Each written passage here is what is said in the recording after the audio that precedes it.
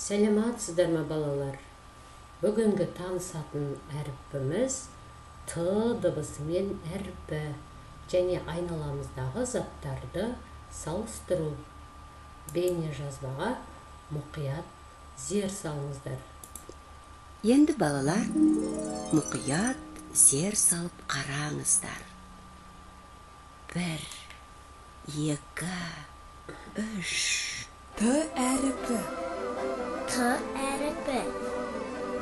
Тау. Тау. Тауешкі. Тауешкі. Түлкі. Түлкі.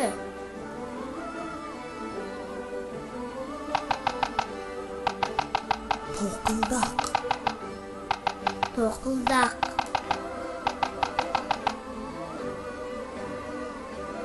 Түйе. Түйе. Тасбақа. Тасбақа. Тырна. Тырна. Тауық. Тауық. Тышқан. Тышқан. Түйе құс. Түйе құс. Т әріпі. Мінекей балалар, Т әріпімен басталатын сөздерді және заттарды, жануарларды, құстарды көріп алдық. Енді олардың барлығын біз білетін боламыз. Байқасаңыздар, Т әріпі сөздің басында да, ортасында да, аяғында да кездеседі екен.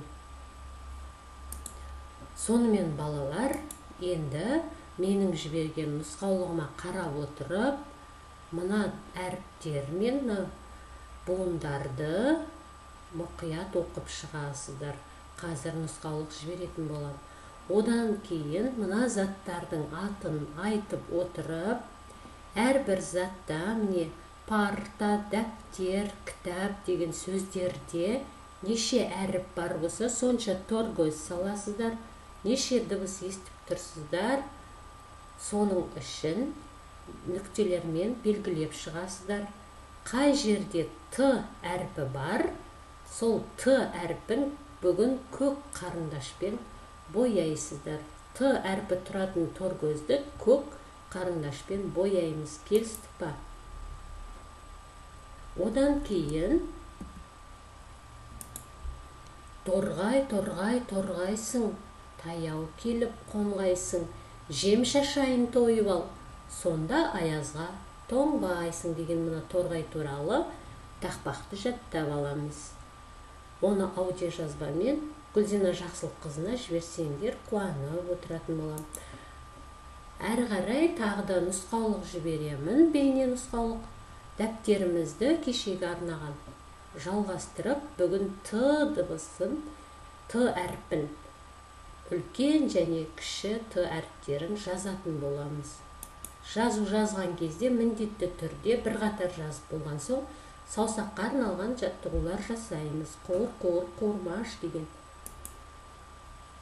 Әрі қарай біз айналамыздағы кез келген затты аламыз да оларды салыстырамыз. Мысал үшін, мына жерде неше, мына сол жақта қанша бояғыш, оң жақта неше бояғыш тұр.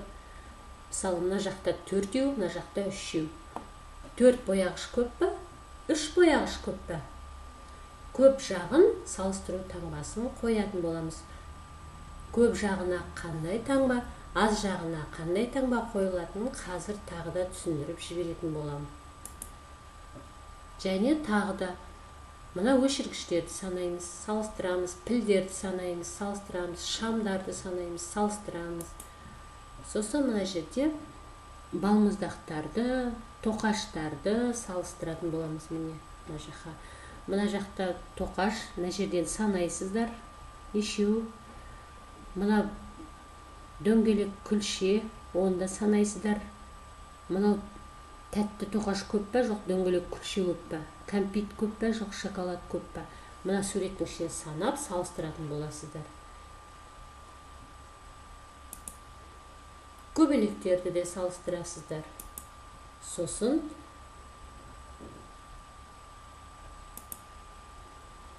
бүгінгі сабақта не өттік барлығын қайталайтын боламыз. Бүгін біз Т әрпімен таныстық және айналамыздағы заттарды салыстырдық. Келесі сабақта кездескенше сау болыңыздар.